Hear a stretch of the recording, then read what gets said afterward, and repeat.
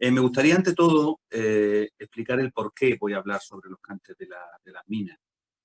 Pilar ha hecho referencia a mi relación, o por lo menos mi pertenencia a una familia de gran tradición dentro del mundo de los cantes de las minas. Concretamente, el apellido Piñana es un apellido que está íntimamente ligado a un, digamos, proceso de conservación o de transmisión de, como digo, uno de los repertorios estilísticos más bellos del flamenco y que concretamente en la región de Murcia sentimos muy nuestro, ya que está ligada a una de las partes geográficas importantes, como es toda esa sierra minera de Cartagena y La Unión, y concretamente como uno de sus grandísimos, o por así decirlo, el festival más importante, como es el Festival ya Internacional del Cante de las Minas. Yo soy la quinta generación de una familia enteramente dedicada a, como digo, la conservación y transmisión de estos estilos, de los que voy a hablar a continuación, ya desde mi tatarabuelo, aunque artísticamente la figura más relevante fue la de Antonio Piñana Segado, que lo tenéis justo a mi espalda, aquí con mi padre, una de las portadas de uno de sus discos más conocidos de la Casa Belter, que fue realmente la persona con la que se inicia esta larga tradición artística, musical, eh, porque fue a su vez, y de lo que hablaré posteriormente, el heredero de una larga tradición a través del mítico Rojo de Alpargater, un cantaor que era de muy cerquita de la región, de Callosa de Segura, y que a principios del siglo XX fue uno de los máximos impulsores y creadores de algunos de los estilos mineros más importantes.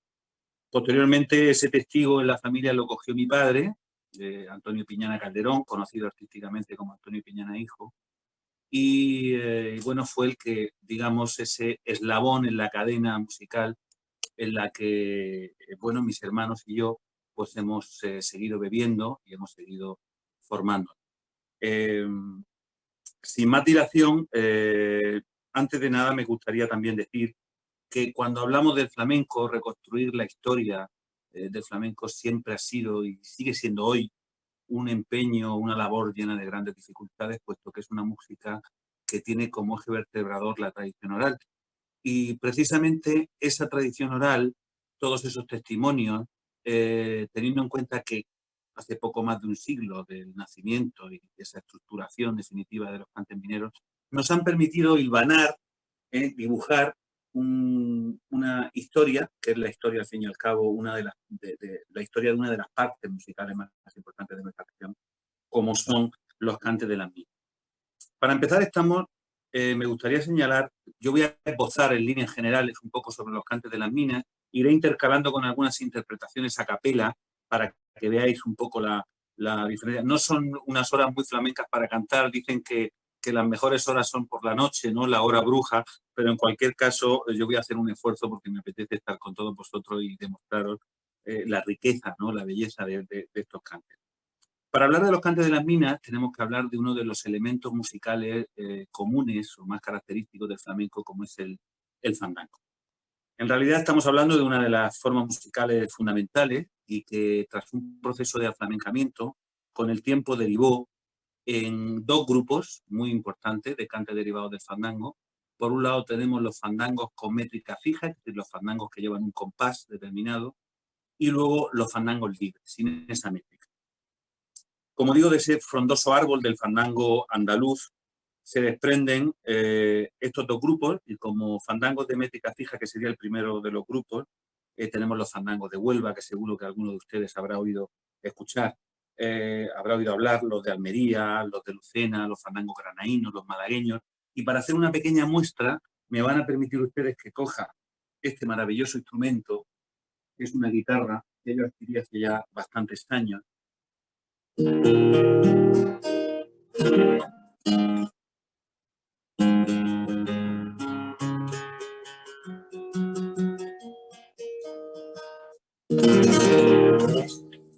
Voy a poner la cejilla y les voy a interpretar para que vean un poco el porqué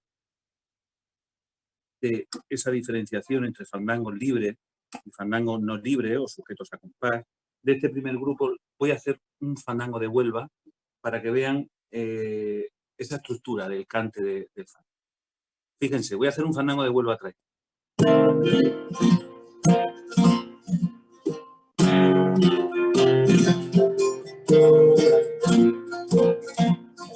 Dice así. Yo del amor me reía antes de conocerte.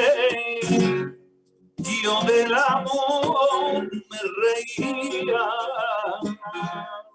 pero fue tan solo al verte que comprendí yo enseguida que estaba escrito el quererte.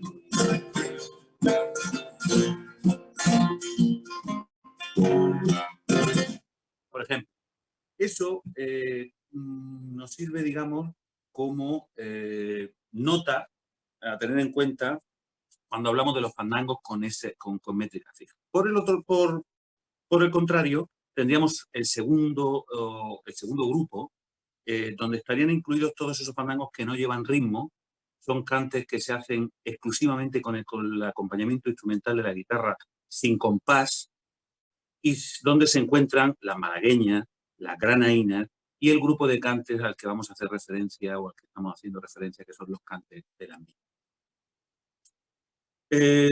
Antes de nada, me gustaría hacer una pequeña reflexión en torno a la terminología utilizada cuando hablamos de los cantes de la mina. Hay quien los denomina cantes de levante, lo cual tiene una connotación geográfica más que evidente, puesto que incluyen, más allá de la zona propiamente minera, y que hablaba al principio de esa sierra minera de Cartagena y La Unión, incluyen también a las zonas de Málaga y Granada, lo cual nos llevaría a decir que no es del todo exacto.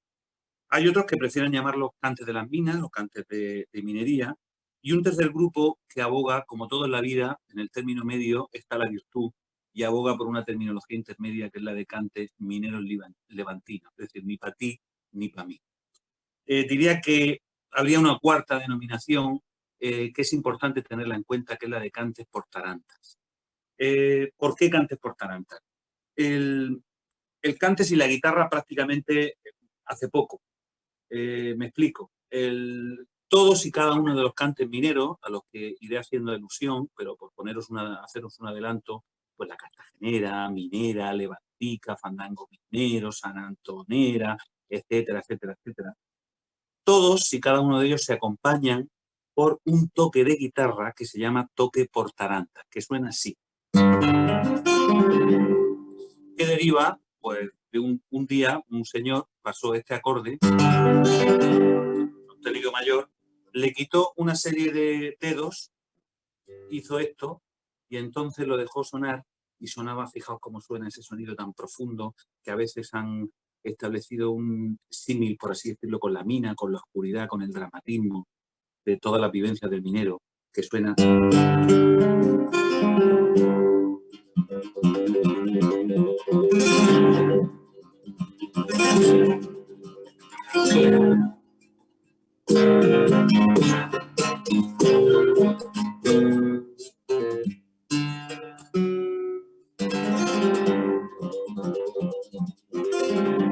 Y este toque, que como veréis, suena tan profundo, tan especial, es el toque que recibe el nombre de toque por taranta.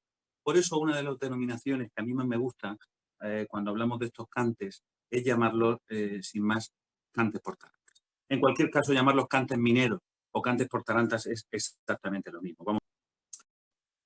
Me gustaría señalar también un aspecto importante a la hora de hablar de los cantes de la mina, y es la estructura formal del cante en sí. Es decir, aquellos elementos formales que con diferentes posibilidades de combinación constituyen, por así decirlo, el guión interpretativo del mismo. Esto que voy a comentar valdría prácticamente para cualquier cante flamenco, pero se ve de forma muy clara en el cante minero.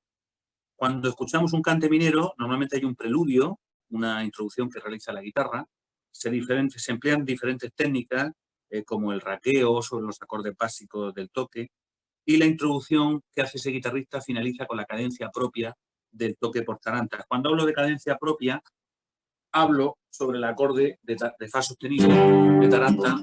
Esto sería la cadencia propia, y es lo que le da paso al cantador.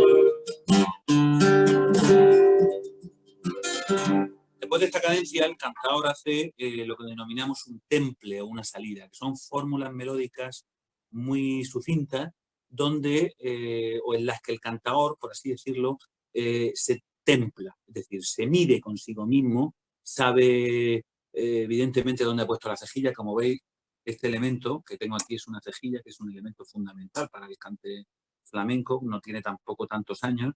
Si no tuviéramos la cejilla, el cantador no tendría más opción que cantar siempre en el mismo tono, con lo cual voces más atenoradas, la verdad es que lo pasarían realmente mal. En cualquier caso, el cantador en ese temple es un ayeo, que puede ser, por ejemplo, este que voy a hacer a continuación. Ay, ay, ay, ay,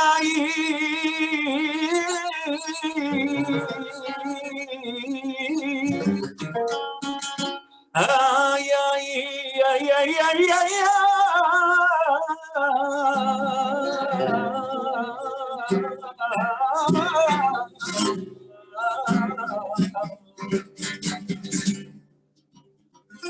bueno, pues con ese temple el cantador introduce el canto. Una vez que el cantador ha realizado el temple, el guitarrista hace, si al comienzo hizo un preludio, ahora lo que hace es un interludio.